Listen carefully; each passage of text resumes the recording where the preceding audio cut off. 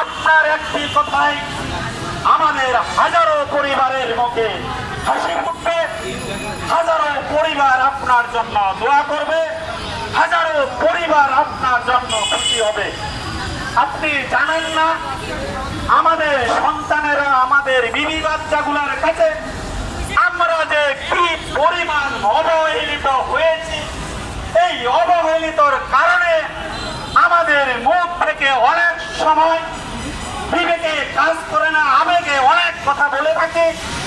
সেই কথাই যদি কোনো ভুলভ্রান্তি হয়ে থাকে আমাদের কোনো ননীয় শিক্ষকদের, সেই শিক্ষকদের হয়ে আমি ক্ষমা চাচ্ছি, ক্ষমা দৃষ্টিতে দেখবেন এবং আমাদের ননীয় শিক্ষকদের মুখে আপনি হাসি ফুটাবেন।